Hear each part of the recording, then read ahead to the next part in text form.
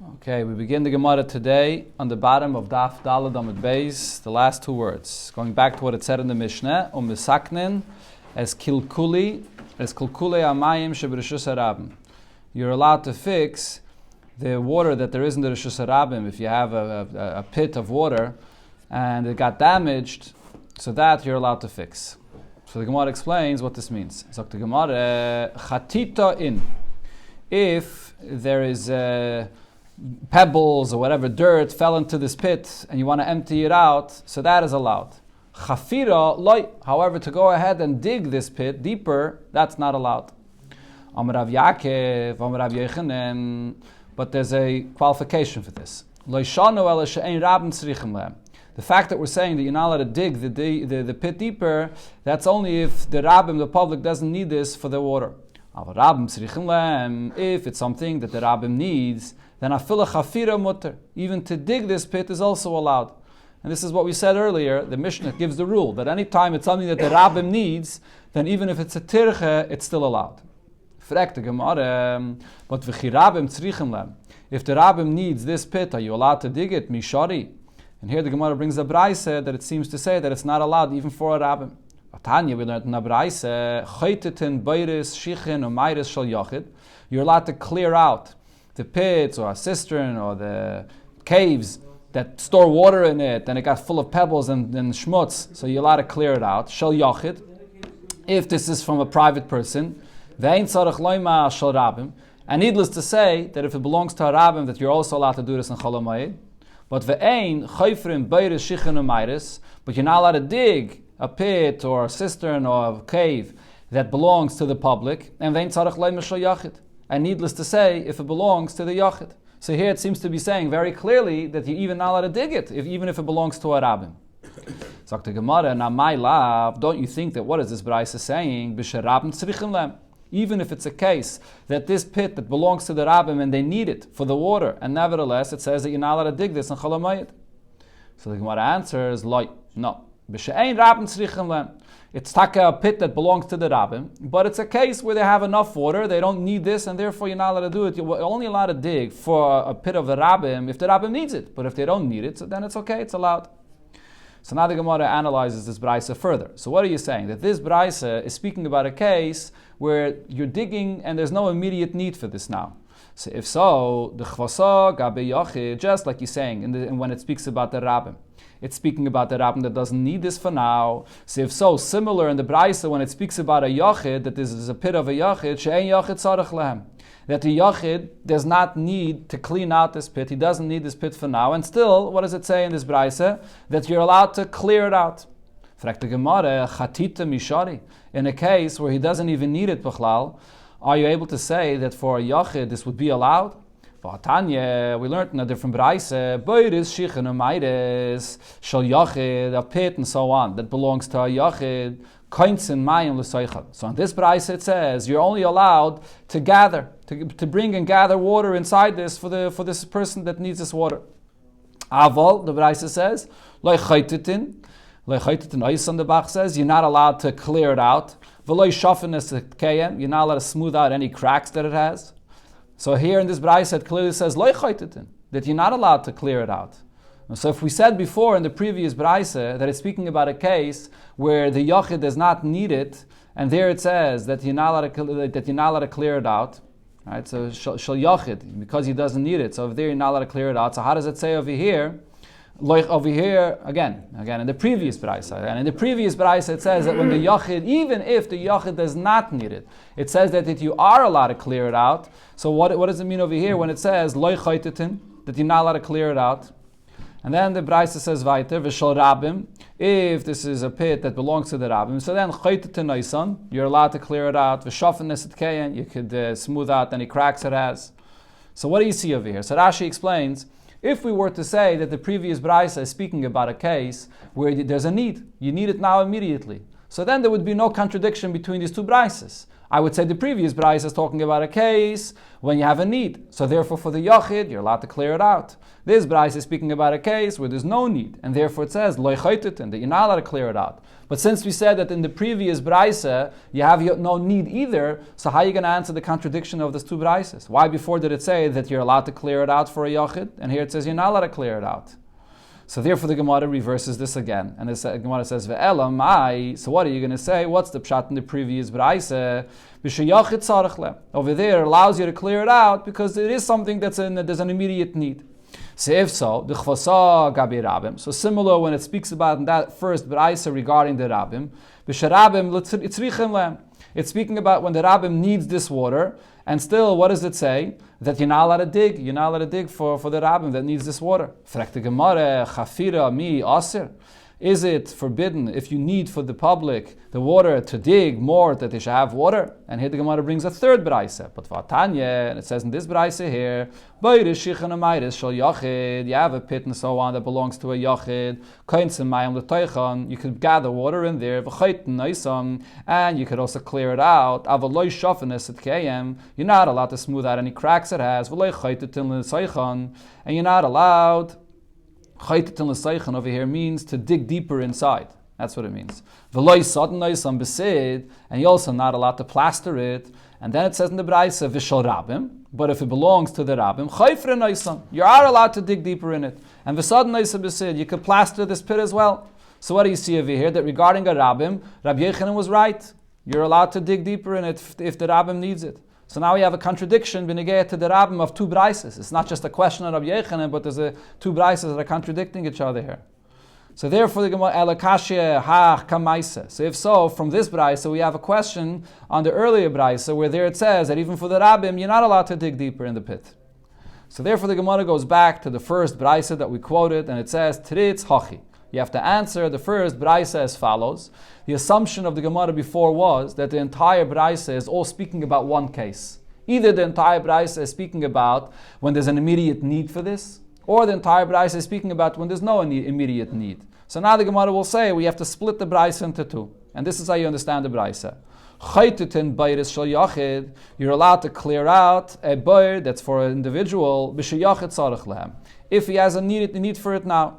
And needless to say that you can clear out a bird that belongs to the rabbim if the rabbim needs it now. And here you have to add the afil chafira mutter, because in a case where the rabbim needs it, so then even to dig in the pit would also be allowed, exactly like Rabbi Yechanan said, and like it says in the last brayso we quoted. And then the next part of the brayso you read as follows: and you're not allowed to go and dig in a pit, in a cistern, in a cave for the water. If the rabbim doesn't have a need for this, for the water there now. And needless to say that by a yachid, if there's no need for this, that you're not allowed. Because if the yachid does not have a need for this now, so then even to clear it out from any pebbles and so on would also be forbidden. So we just went and split that braisa before, and it fits with the other braises, and it fits with what Rabbi Yechanan said. Ravashi said regarding this statement of Rabbi Yechanan, that if the rabbim needs this, you're also allowed to dig. The Mishnah could also prove this. The Tani, what does it say in the Mishnah? You're allowed to do all needs for the rabbim achalamayit. So kol la mai. When it says kol, what is it coming to include? Lav, don't you think? La suya chafira. It's coming to say that even to dig in a pit, that's also allowed, even though usually you're not allowed. So the Gemara, not necessarily. La suya hadatanya. I can tell you it's coming to add this that it says in the Braisa. That Yaitzin lekavitz esadrachim. On Chalamayid, you're allowed to go out to take away the thorns on the ways. And you could also go and repair the roads and the big roads that go from one city to another. And also to measure the amount of water that you have in a mikveh, to make sure that you have 40 saw. And if you have a mikveh that doesn't have the minimum amount of water, 40 saw, you can come and bring water from a wellspring or from wherever it is for the mikveh. And the Braisa even says more than this. How do you know? If you don't go and do these things, Shekol damim shenishpechu sham. So then the roads were not cleared, and people went and hurt themselves, and you spill blood there. So maila aleim akasov kilu em shavchun. So it considers it that these people that were supposed to go and clear it out, and they did not, that it's as if they spilled the blood in this area. Talmud Loima v'hoya alecha damim. The pasuk that it says when you get to the mitzvah of Makkah, that if you have a rooftop and you don't put up a fence, so then the damim, the blood that spilled, is on you. So the same thing over here. You have an obligation. You must clear out these areas for people to be able to travel properly and not hurt themselves. So the Gemara is suggesting when it says in the Mishnah that you can do kol tzarchei rabim, it refers to these things that it mentions in this braisa, but not necessarily that you could dig in a pit for the water. So the Gemara says, no, these things, as it says here in the Braisa, it says clearly in the Mishnah. What does it say in the Mishnah? You can repair the roads, and also the mikvahs. When the Mishnah says you can do all needs for the rabbim, what is it coming to add? So my love, lasuya chafira. So we go back to what we said before, comes to add that you could also dig in a pit for the water. Shema mina, so this proves the point that Rabbi Yechanan said.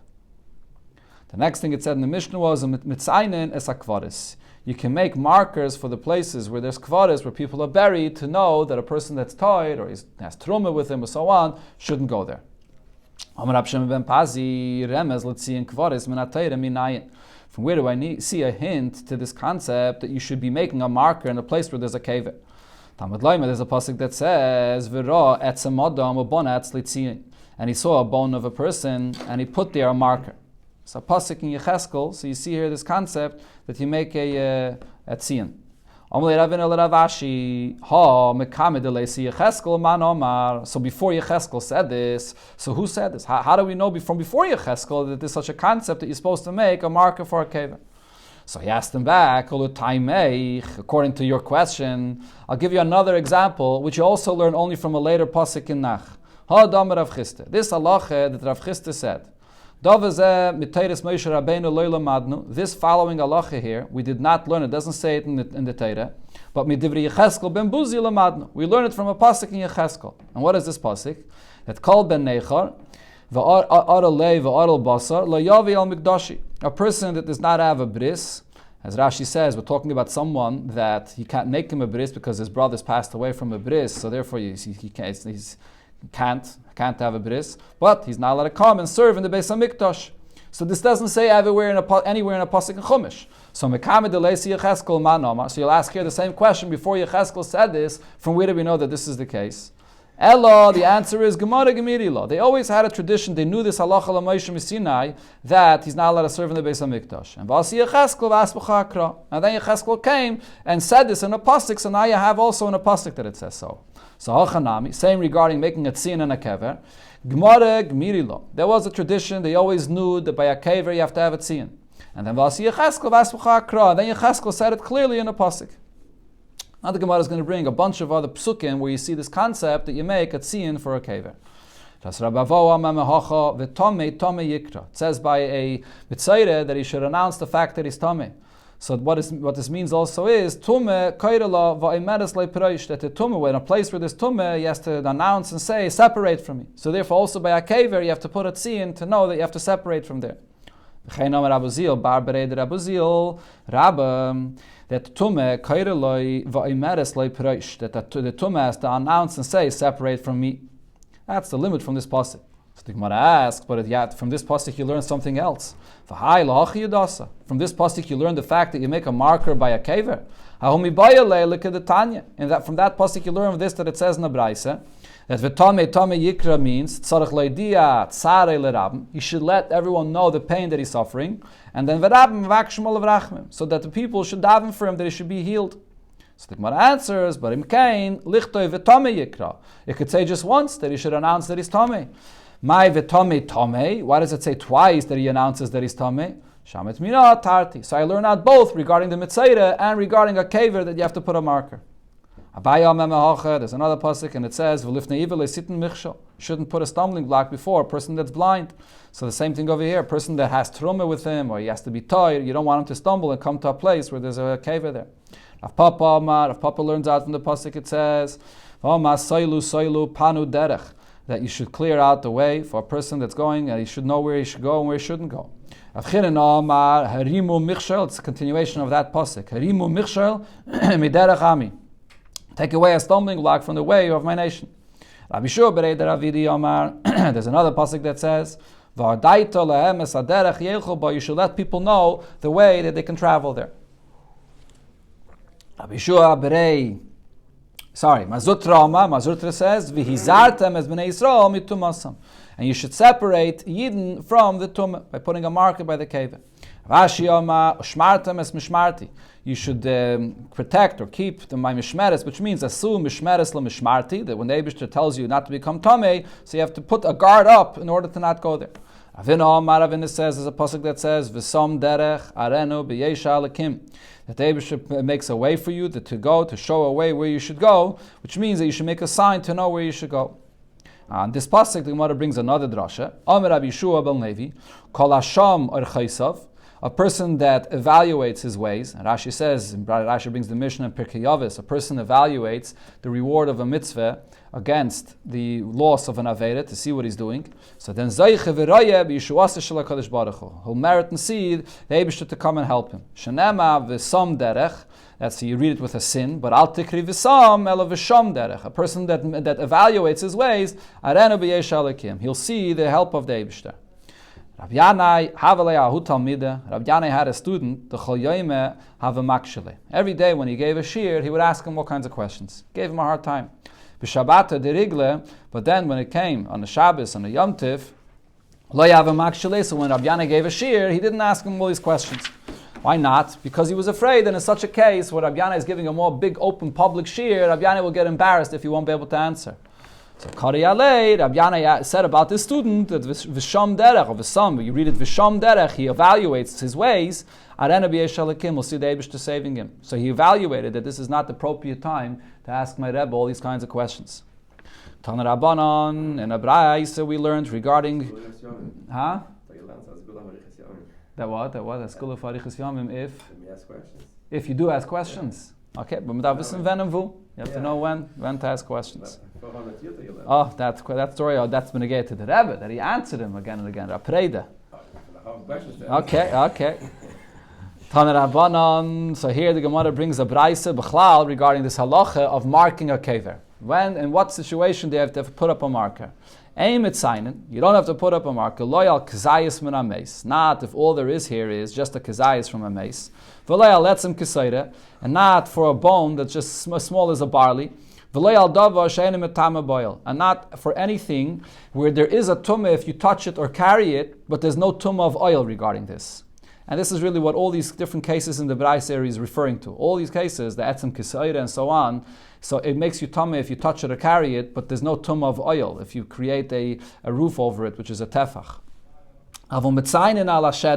If you have a bone of a body, if you have the spine, so there is a tumah of oil. The skull, there's also a tumah of oil. Or a reiv binyan, if you have most of the structure of the body, even if you have large bones and you don't have most of the bones of this body, but you have most of the structure of the body. Or valreiv minyan, or if you have smaller bones, or you have most of the number of the bones of the body, a minyan ames. So for that, there's a tumah of oil, and you have to make a marker. You don't put up a tzion if it's a place where everybody knows clearly that this is a place where there's a kever, so there's no need for this. And also, aval that is mitzayin alas fakis, in a place where there's a doubt and people are not sure. So over here you put up the marker. This was considered to be a place where there's a suffix. These three places, which the Gemara is soon going to explain exactly what they are. You don't put the marker right on the kever itself, the place where the tumah is. You have to put it a little further before. So the people that are toyed, or people that have truma with them, it shouldn't become ruined, because if you put it right on the tumah, so you're going to end up not noticing, and it's too late by the time you get there. On the other hand, don't put up the marker too far away from the place where the tumah is. Not to ruin the place in Eretz Yisrael, that you see a marker and it's too far away from the place of the tumah. There's no reason to prevent people from going so far away. So the Gemara now starts in the beginning of the Braisa. So what did it say? Kzayis min ameis. So it said that you should put up, that is, again, you should not put up a marker. You don't have to put up a marker if there's only a kzayis from a mace. Fragt the Gemara, o kzayis min ameis, einem metame ba'oil. So does that mean that what this Braisa is saying, just like all the other things it mentions, that you don't put up a marker for something where there's no tumas oil, so kazayis min ameis, there's no tumas oil, but vatnan, we learned in the Mishnah, eilush metamim ba'oil, and the first thing it says there is kazayis min ameis, that if there's a kazayis, so that's the size that is metam of a tumah oil. But Rav Papa, so Rav Papa answers, hacha bekazayis mitzumtzum askinan. We're talking over here about when there's exactly a kazayis of a mace.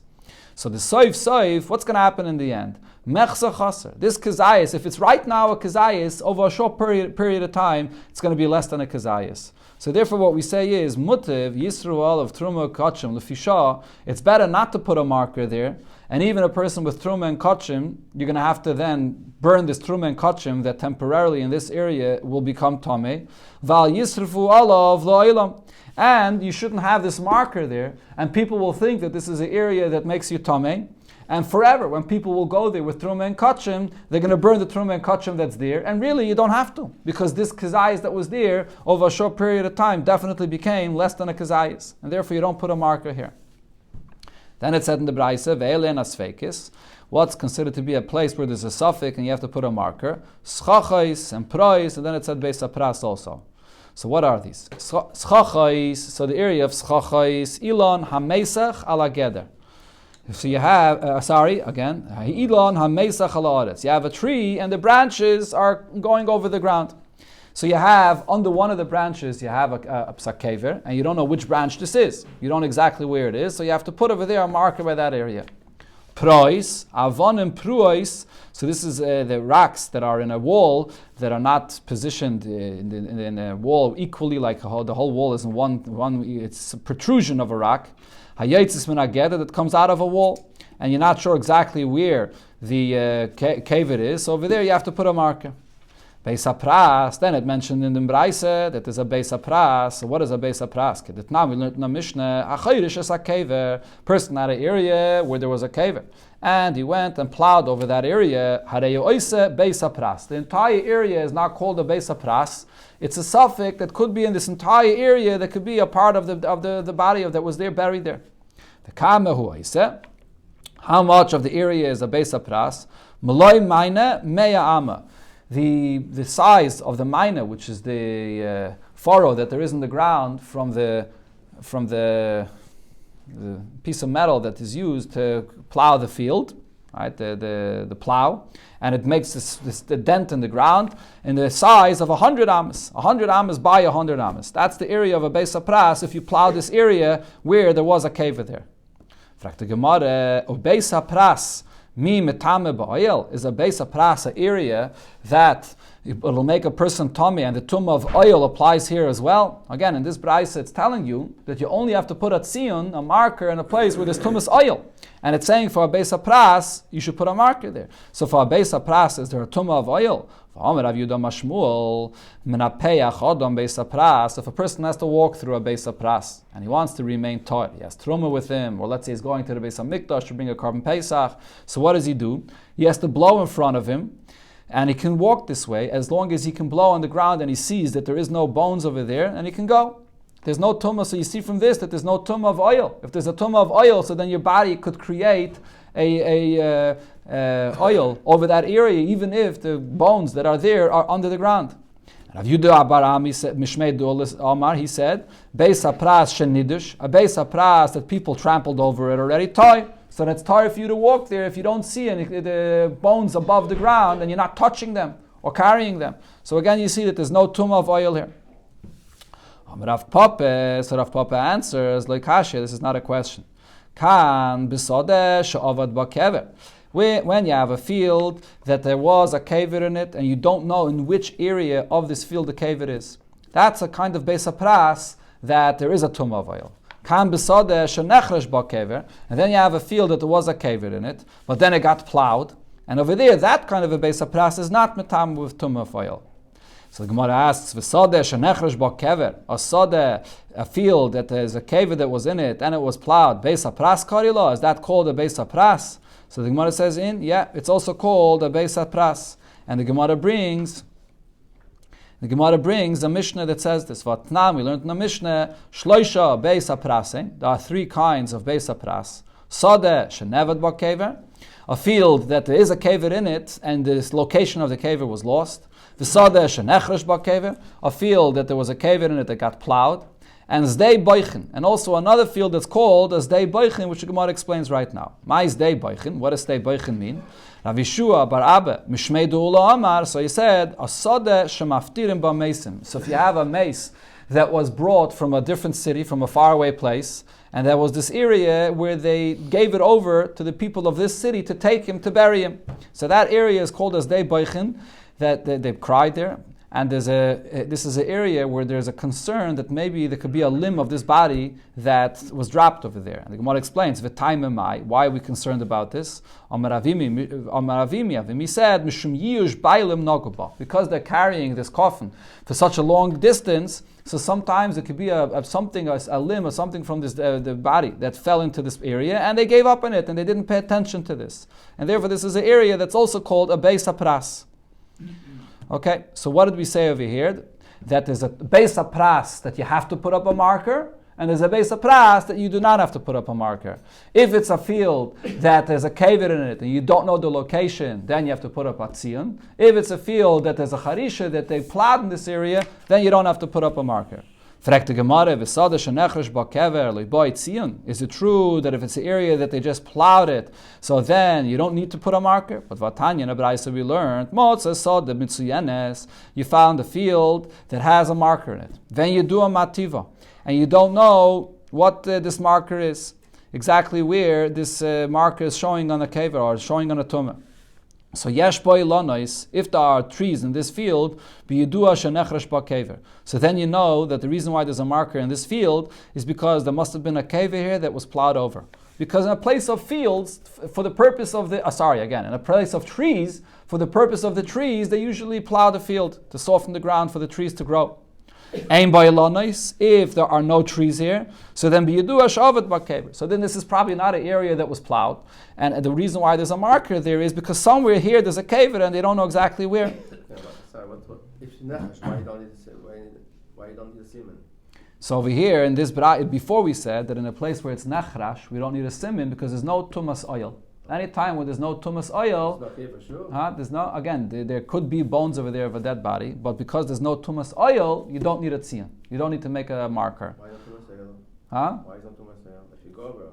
No, by Sada Shenechresh Ba, there's no tumas oil. By a Beis HaPras, where there's just a chashash, the whole thing is just a chashash, there could be little bones that are left over there, there's no tumas oil. B'chlal, the whole union of a Beis HaPras is really a chumrei midrabanan, because usually, even in a place where there was a kever and you plowed over it, the person is buried deep enough that there's no chashash that there's any bones that is in this field. The whole thing is a chumrei midrabanan. So therefore, there's no tumas oil b'chlal. And you have a field that there's a kever in the field. Elamai, you don't know the location of the kever, so there's a tumas oil. You don't know where it is, so you have to put up a marker. But asada shenachash b'kever, there's no tumas oil. But the question is, here in this braise, it's speaking about putting a marker in the field, and it's speaking about that it's between trees, and it was nechresh ba. So you see that even in a place where they did plow in it, and still there's a marker that was placed there. There's another opinion in this braise. Rabbi Yudah says, that the only way you can figure out what kind of a field this is, you can't rely on whether there are trees there or there's no trees there. You have to have an older person or a Talmud that knows, that can tell you what's the story with this field. Otherwise, not everybody is baki regarding this matter to know what this marker is for. And you can't rely on knowing of the trees. But the point is, the question is, here we see that they would put a marker even in a field that they plowed. Rav Papa answers, Kitanya the pshat in that braise there is as follows. Sadeh sha'ava ba'kever. This was a field that there was a kever in this field. Before they plowed it, and it was lost somewhere in this field. There was a kever located, and did sainua, and then they put up a marker in this field for this kever that was lost in the field. Now, yesh ba ilanois, if you see trees in this field, biyadua shenechresh ba kever. So you could know that afterwards After they put up this marker, they went and they plowed in the field. Not that they plowed it before they put up the marker, they plowed it afterwards. If there are no trees here, so then you know that the reason there's a marker here is because there's a kever lost there, and they never plowed this field. So there's a tumah of oil. Frag the Gemara. Now the Gemara will explain over here. What does this mean? That because there are trees there, so you know that they plowed the area where there's a kever. Why shouldn't we be concerned? Maybe the field has trees that are further inside than the interior of the field. And maybe the place of the kever is not right over there in between the trees. Maybe the kever is further out. So how do you know because there's trees here that probably the place of the kever was plowed? So the Gemara answers, no, Kedama Ola explained, the trees are not inside in the middle of the field, they're on the border of the field. So over here the case is that the trees are further out on the border of the field. So the Gemara asks, but if so, the question is in the reverse. Maybe the tumah of the kever is inside the field, and and the trees are outside on the border of the field. So how do you know that because there's trees there that they plowed in the area where the kever is? So the Gemara answers, b'mesuvachin. It's talking about a field that has a lot of trees all over inside, scattered around inside the field. So you know the entire area was plowed for the purpose of the trees. Others say, ha'amran, didn't we say before, ein marchikin tzion mimokim tumah, that you don't make it tzion, a marker, too far away from the place of the tumah where it is, shalei lahafsed des Eretz Yisrael, not to ruin the whole Eretz Yisrael, that you shouldn't be able to go in places which are not tameh. So therefore over here, if you see a marker and it's near the trees, so you know that it's near the trees, where's the area that the kever was. And therefore if it's near trees, you know it was plowed. Gemara explains the other opinion here. Rabbi Yehuda Oimer, Talmud. You have to have an older person or a Talmud Chacham that can come and tell you the status of this field. You can't rely on everybody to know what goes on here, and you can't rely on these trees. Abaye said about this, Shmami, no, from here I learn, when you have a Talmud Chacham that lives in a city, even if he's not the Rav of the city, but he's a Talmud Chacham that knows Allah, that lives in a city, Kol mili demase alei ramya. All matters of the city relies upon him. In other words, he should pay attention to what goes on in the city, so that because he's a Baki and he knows, so he's the one that can tell you what's going on. So from here you learn b'chlal, and you get the things that happen in a city that a Talmud Chacham should pay attention, and he has to know what goes on, and you get to the halachas of a city.